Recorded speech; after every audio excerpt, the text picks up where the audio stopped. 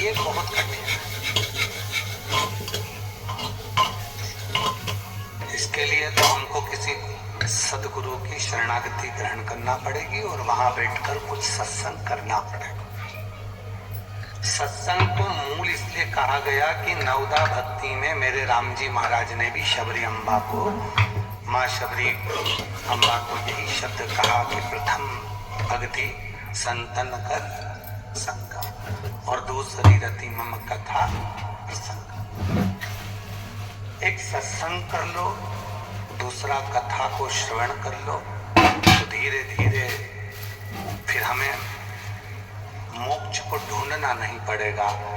भगवान जैसे शबरी के दरवाजे पर आकर मोक्ष दे दिए, वैसे हमको भी परमात्मा फिर मोक्ष हमको नहीं ढूंढना है, मोक्ष देने वाले को हमें ढूंढना पड़ेगा। और जब हम उसके आश्रित हो जाते हैं, जब हम उसके ऊपर पूर्ण तरह से विश्वास करने लगते हैं, जब हम उसके पूर्ण भरोसे उस पर करने लगते हैं, फिर वो हमको संभालने लगता है। मोक्ष मुक्ति दोनों अलग है। मुक्त हो गए, फिर वापिस जन्म ले लिया, फिर आ गए, फिर चले गए, फिर आ गए, फिर चले गए। पुण्य पूरे हो गए, मृत्यु लोक में फिर फेंक दिए।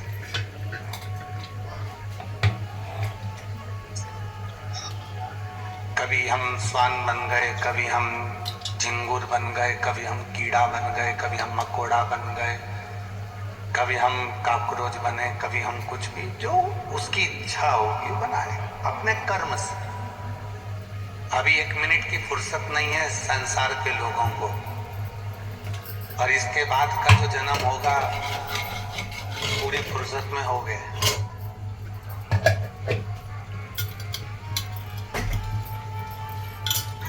कुत्ता बना दिया तो कौन सी नौकरी करने जाना है?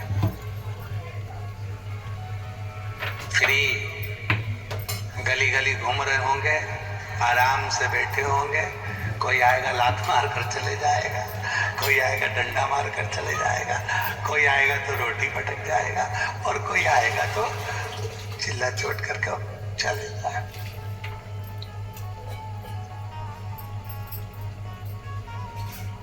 अभी कहो तो कि फुर्सत नहीं है गुरुजी, समय नहीं है, टाइम नहीं मिल पा रहा हमको, समय नहीं मिल पा रहा। भगवान ने भी कह दिया ठीक है, अगला समय तुझे ऐसा दूंगा कि तू बिल्कुल फ्री एकदम टीवी बंद कर लो, पढ़ाई कर लो।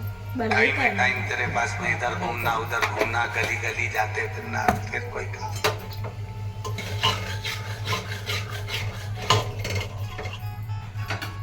अगर परमात्मा ने मानव की देह दी, मनुष्य का शरीर दिया, भगवान ने यदि ये मानव की देह हमको प्रदान करी है, तो प्रयास करिएगा कि ये मानव की देह में थोड़ा सा भगवत भजन हो जाए, कीर्तन हो जाए, मंत्र जाप हो जाए, नाम जाप हो जाए। हम उसके लिए समय निकालेंगे तो फिर वो भी हमारे लिए समय निकाल कर हमको कुछ अच्छा, जब तक है ये जिंदगी फुर्सत ना मिलेगी काम से।